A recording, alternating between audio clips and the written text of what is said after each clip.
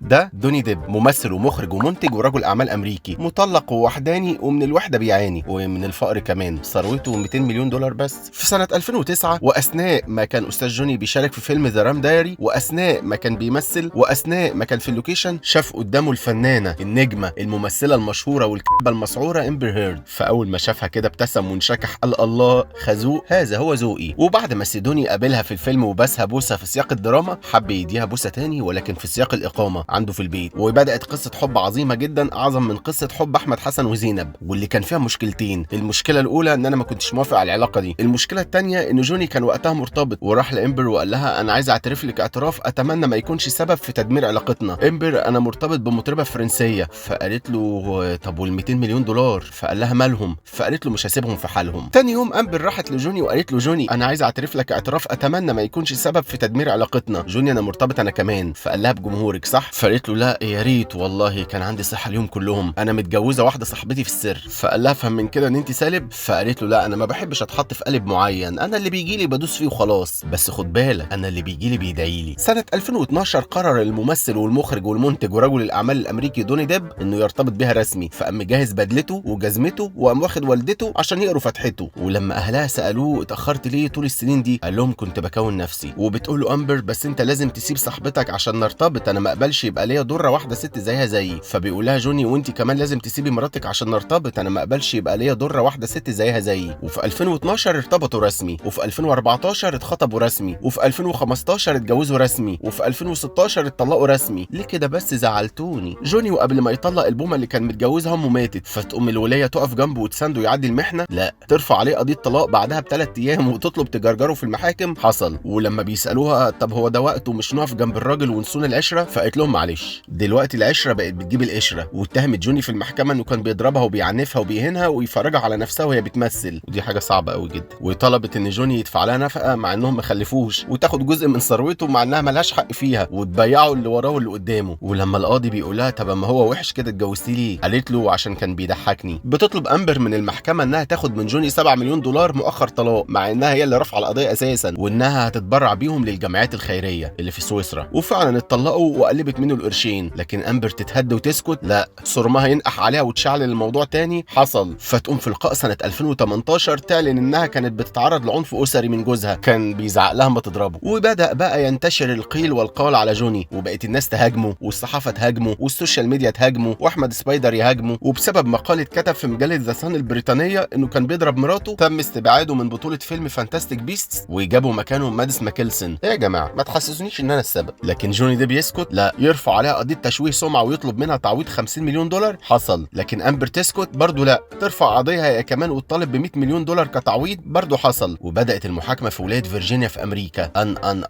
محاكمه جوني ديب وطليقته الاستاذه المبجله امبر هيرد هي تقريبا اهم عمل كوميدي اتقدم في اخر 10 سنين في تاريخ امريكا. والمحاكمه دي عرفتنا حاجه مهمه جدا. امبر هيرد مش ممثله شاطره عشان ما بتعرفش تمثل، لا، ده عشان هي ما بتعرفش تتكلم في الحقيقه اساسا.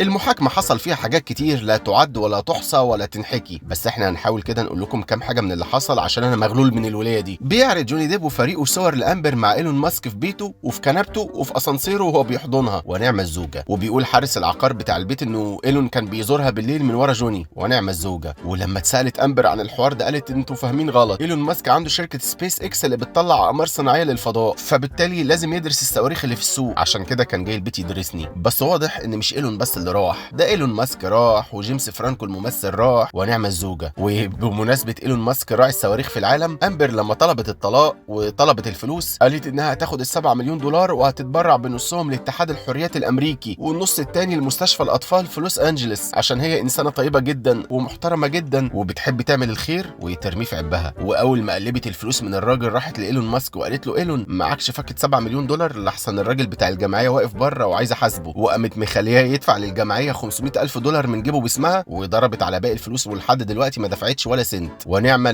بتتكلم امبر هيرد وبتقول ان وشها كان بيزرق من كتر الضرب اللي جوني ضربه لها، ولكن لاننا في عصر التكنولوجيا ولان العالم اصبح نجع صغير فالمتابعين طلعوا صور كانت منشوره لها تاني يوم بعد وقع الضرب قالت عليها بالتاريخ، ووشها كان في الصور ما فيهوش ولا خربوش، هي كانت مخدوشه من جوه في صرمها. ولكن محاميه امبر الحويطه طلعت علبه مكياج وقالت ان العلبه دي هي السبب ان امبر ما كانش بيبان عليها حاجه عشان كانت بتحط من الميك اب ده، والعلبه دي ما كانتش بتخرج من شنطتها من سنه 2014 ل 2016. تخيلوا حتى العلبه بتعاني معاها. ولكن لاننا في عصر التكنولوجيا ولان العالم اصبح نجع صغير فشركه علبه المكياج المصنعه للعلبه اعلنت ان اصلا العلبه دي تم اصدارها سنه 2017، يعني بعد الحوارات دي كلها. فلما امبر لقت شكلها وحش قامت عملت حاجه كرييتيف ما عملهاش قبل كده غير النجمه العالميه المصريه ريهام حجاج، عيطت من غير دموع. myself, but so yes, I did assault.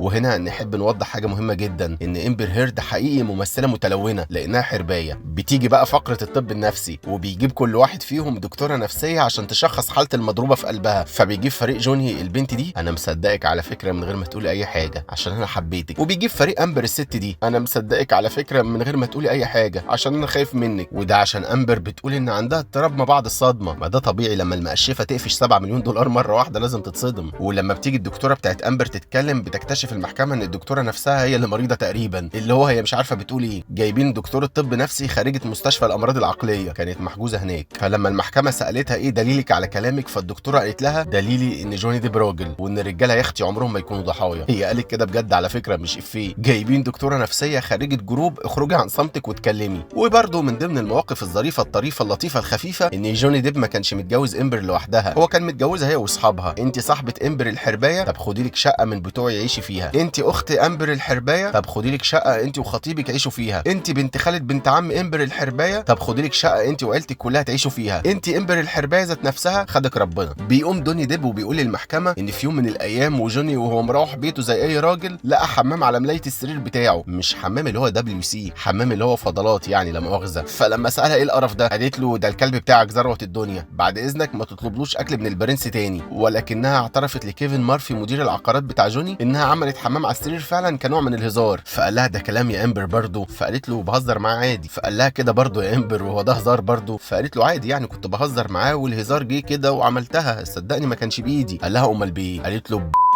بتقوم امبر هيرد وبتقف وبتقول للقاضيه رئيسه المحكمه يا سياده القاضيه ممكن لو سمحت بعد اذنك تسجلي عندك ان جوني يوم 10 مايو 2014 اتخانق معايا وضربني وبوظ لي وشي وخلاه مش نافع بنكله. دي صوره لامبر هيرد بعدها بيومين بالظبط وهي بتودع جوني في المطار قبل ما يسافر. فبتقوم امبر تاني وبتقف وبتقول للمحكمه يا سياده القاضيه ممكن لو سمحت بعد اذنك تسجلي عندك ان يوم 9 مارس 2015 جوني ديب حبسني وضربني وبهدلني واداني علقه موت خلت وشه مش نافع تاني. دي صوره لامبر بعدها ب7 ايام بالظبط. فبتقوم امبر تالت وبتقف وبتقول للمحكمه يا سياده القاضيه ممكن لو سمحت بعد اذنك تمسحي اللي انت سجلتيه. من ضمن كمان المواقف الظريفه الطريفه الخفيفه اللطيفه ان امبر مره اتعصبت على جوني ديب قطعت له صباعه، رمت عليه ازازه الفودكا طيرت له حته منه. وفي مكالمه بيقول لها امبر انت ضربتيني بالبوكس في وشي، فبتقول له بوكس ايه يا راجل ده مش بوكس ده مجرد ضرب عادي من اللي بضربه لك كل يوم. وقالت انه كان بيهددها وبيعتدي عليها في حين انه طلع لها تسجيل صوتي بتقول له فيه اطلع للناس كده قول لهم انا جوني ديب رجل ابيض وبتعرض للعنف الاسري وشوف مين هيصدقك. محدش هيصدقك. اهو العالم كله صدقه ووقف جنبه يا حربايه عشان حته تقيله في